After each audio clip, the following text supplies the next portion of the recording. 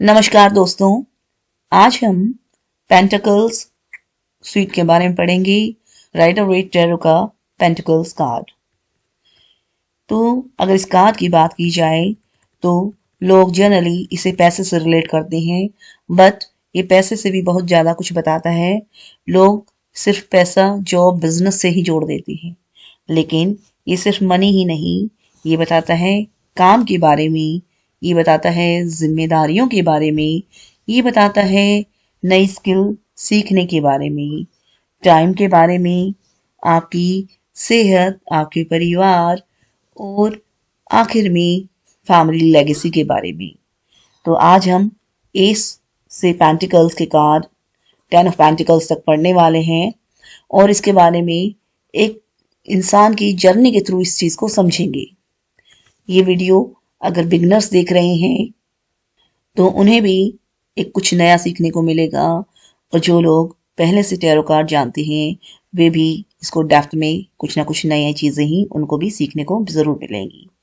तो शुरू करते हैं एस ऑफ पेंटिकल से।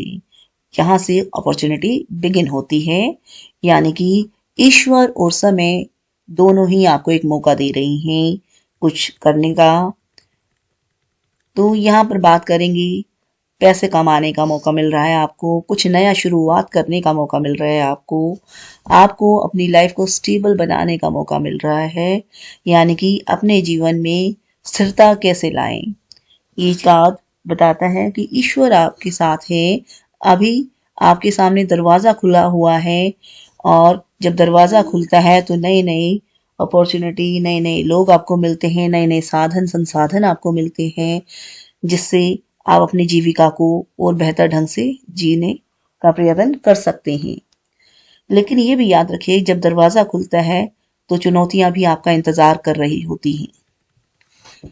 ये एक ऐसा काम आपको मिलने वाला है जो आप कर सकते हैं, जिसको करने में आप सक्षम हैं, और जो आपके हाथ में बड़े आसानी से आप उसे कर सकते हैं। एस बोलता है, मैं मौका दे रहा हूं, अब यहां से तुम्हारी जिम्मेदारियां शुरू होती हैं।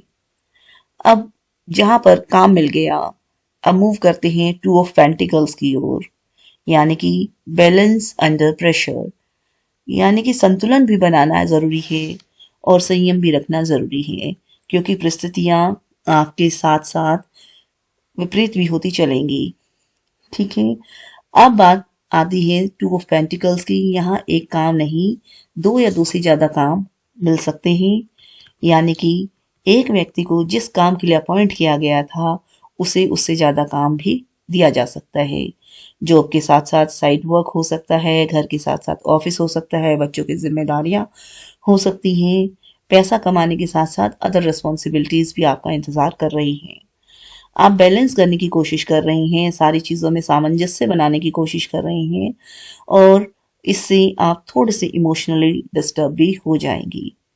दिमाग बार बार आपको उस काम की ओर लेके जाता है जो काम या तो अभी पेंडिंग है, या जो काम आपने अभी किया ही नहीं है या करना बाकी है। टू ऑफ पेंटिकल सिखाता है बैलेंस करना और अपनी काम को सही तरीके से अंजाम देना। यहाँ से इंसान ये दोनों चीजें सीखता है, उसके बाद आगे बढ़ जाता है थ्री ऑफ पेंटिकल्स की तरफ, यानी कि उसने काम करना तो सीखा, अलग अलग कामों के बीच में संतुलन भी बनाया, लेकिन उसे यहाँ पर लगता है स्किल और टीम वर्क की भी जरूरत है। थ्री ऑफ पेंटिकल्स बोलता है अब सिर्फ काम करना ही काफी नहीं है, सीखना भी जरूरी है। यह आप खुद भी सीख सकते हैं, औरों के साथ मिलकर भी सीख सकते हैं, टीम वर्क भी आपको यहाँ पे करना पड़ेगा, लोगों के साथ कोऑपरेशन भी आपको दिखाना पड़ेगा, और अपनी स्किल्स में भी इम्प्रूवमेंट लाना होगा। आप किसी से कुछ सीखते हो और किसी को कुछ सिखाती हो। जैसे जैसे स्किल्स पॉलिश होती जाती हैं, आपके सामने नए आयाम, नई चुनौतियां और नए कामों को करने के नए नए अवसर भी मिलते हैं। लोग आपके साथ काम करना चाहते हैं, आपकी इज्जत, आपका मान सम्मान भी बढ़ता है, और साथ में आपका पैसा भी बढ़ता है। अब जैसे जैसे इंसान आगे बढ़ेगा, उसे लगता है कि मैं बहुत कुछ सीख गया हूँ, अब मुझे सिर्फ पैसे के लिए काम करना है। और यही एनर्जी आती है फोर ऑफ पेंटिकल्स की, अटैचमेंट विद मनी, मनी के साथ, पैसे के साथ ज़्यादा से ज़्यादा जुड़ाव होना। यह एक ऐसी स्थिति है जो थोड़ी सी डेंजरस है, क्योंकि फोर ऑफ पेंटिकल बोलता है काम को सिर्फ पैशन के लिए मत करो, काम को सिर्फ पैसे के लिए करो। जितना ज़्यादा आप पैसा पकड़ कर रखेंगी, उतना ही डर भी आपके भीतर समाता चला जाएगा, क्योंकि आप हर काम को पैसे से तोलने लग गई हैं और शेयरिंग कम से कम करने लग गई हैं, ट्रस्ट कम से कम कर रहे हैं। आप ये सोचते हैं कि जो चीज़ें मुझे आती हैं उससे मैं खुद के लिए काम कर सकता हूँ, खुद का पैसा बना सकता हूँ, दूसरों की मदद क्यों करूं, ऐसा खुद को। और जब आप ऐसा सोचने लगते हैं तो ये खुद को आइसोलेट कर देता है। पैसा हाथ में होता है लेकिन ग्रोथ रुक जाती है, क्योंकि पैसे को आपने होल्ड कर लिया, पकड़ के रखा।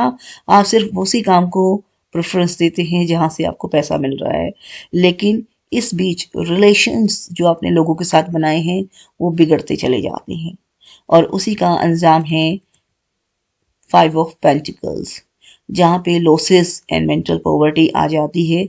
ये पॉवर्टी आपकी पैसे की पॉवर्टी नहीं है, ये पॉवर्टी होती है आपके मेंटल की, आपकी सोच की। फाइव पेंटिकल सबसे पेनफुल कार्ड है इस स्वीट का। क्यों? क्योंकि यहाँ पर आप इतने पैशन में उलझ जाते हैं कि आपको पता ही नहीं चलता, क्योंकि आपने तो पीछे पैसा कमाने में ध्यान दिया, खुद के ऊपर आपने समय ही नहीं दिया, तो आपकी सेहत खराब हो गई। तो जब आप बार बार पैसे के पीछे ही दौड़े तो इससे आपके घर का माहौल घर भी बदल गया, घर के लोगों से भी अलगाव होना शुरू हो गया। ऐसा नहीं होता कि अलगाव सिर्फ बाहर वाले लोगों से होता है, फिर वह, क्योंकि वह आपके मेंटल स्टेट को चेंज करता रहता है, और जब आपकी मेंटल स्टेट चेंज होने लग जाती है तो घर और बाहर आप एक जैसा माहौल, एक जैसा व्यवहार भी करना शुरू कर देते हैं। तो इससे अपने ही लोग छूटते चले जाते हैं, बीमारी आ सकती है। इमोशनल कोल्डनेस का भी कार्ड है। यहाँ पे कितनी बर्फ है, बर्फ का मतलब ही आइसोलेशन है, लोगों से दूरी आपके पास यहाँ पे बन गई है। और यहाँ एक फीलिंग आती है, मैं गरीब हूँ। गरीब पैसे का गरीब भी हो सकता है, लेकिन यहाँ पर पैसे की गरीबी नहीं है, यहाँ पे गरीबी है भावनाओं की, यहाँ पे गरीबी है अपनों से दूरी की, यहाँ पर गरीबी है सेहत की। तो इसीलिए ऐसी सोच यहाँ पे पनपती है, इसीलिए चारों तरफ अंधकार ही अंधकार दिखाई दे रहा है। Now next is six of pentacles. Six of pentacle थोड़ा सा रिलीफ देता है। क्यों? क्योंकि अब आप समझने लगती हो कि मैंने जो भी संचय किया, जो भी पैसा मेरे पास है, मैंने किसे देना है, कहाँ देना है, कहाँ इन्वेस्ट करना है। अब आप पैसे को ना सिर्फ बढ़ाने के लिए इन्वेस्ट करते हो, बल्कि लोगों में भी इन्वेस्ट करते हो, दान भी देते हो, लोगों की हेल्प भी करते हो, डोनेशन भी करोगे, सपोर्ट भी दोगे, गाइडेंस भी दोगे, क्योंकि यहाँ पर मनी का फ्लो आपने दोबारा से शुरू कर दिया है। दोबारा से आप लोगों के साथ जुड़ने लगे हो, और जब हम जो लोगों के साथ दोबारा जुड़ने लगते हैं तो हमारी भावनाएं भी बेहतर होती चली जाती हैं, और लोग भी आपको ब्लेसिंग्स देते हैं। ठीक है, उसके बाद बढ़ जाती है सेवन ऑफ पेंटिकल का। ये एक ऐसा फेस है जहां पर जितना भी पैसा आपने लोगों को दिया, आप सोचने लग गए कि मैंने जितना पैसा दिया है, क्या ये मेरा पैसा वापस आएगा, आएगा तो कितना वापस आएगा। ठीक है, इस स्टेज पर ना तो फाइव ऑफ पेंटिकल में आपने कोई नई स्किल सीखी, ना सिक्स ऑफ पेंटिकल में आपने कोई नई स्किल सीखी, और सेवन ऑफ पेंटिकल में भी आप अकेले खड़े हुए अपने पैसे का इंतजार कर रहे हो। जो पैसा आपने इन्वेस्ट किया, जो टाइम आपने इन्वेस्ट किया, क्या वो इन्वेस्टमेंट आपको एक फ्रूटफुल रिजल्ट देने वाला है? ठीक है, अब आप वेट कर रहे हो अपने रिजल्ट का, लेकिन ये भी स्थिति कोई बेहतर स्थिति नहीं है, क्योंकि इंतजार करना it means wasting of time. ना कोई नई स्किल, ना कोई मेहनत, और सिर्फ इंतजार। तो ये जब आप इंतजार करते हो तो एक फ्रस्ट्रेशन आपके अंदर लेकर आती है, why I am wasting my time. और यहीं से शुरू हो जाता है सफर एट ऑफ पेंटिकल्स का। एट ऑफ पेंटिकल एक ऐसा कार्ड है जो कहता है कि ठीक है, मनी जब आएगी आएगी, I am going to polish my skills.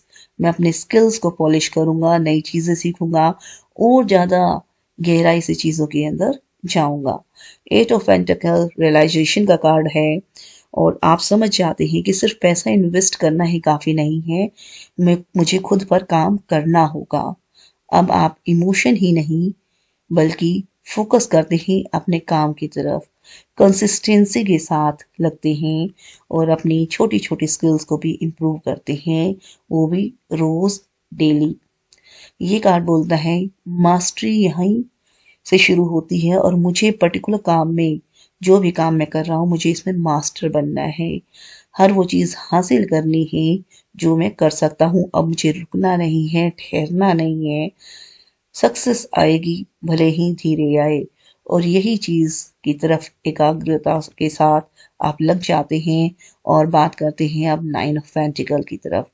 क्योंकि कामयाबी एक दिन में नहीं आती, कामयाबी आती है धीरे धीरे।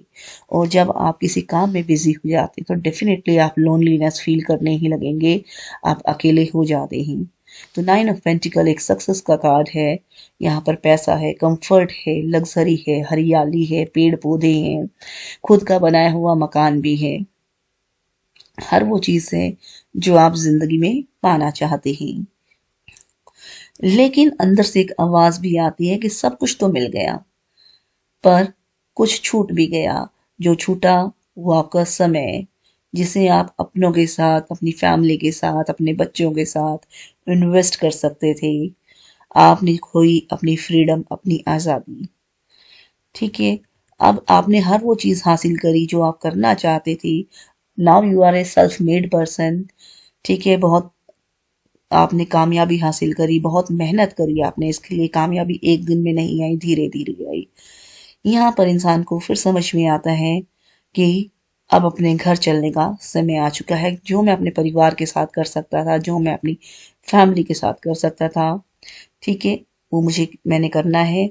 और आखिर में आता है टेन ऑफ पेंटिकल।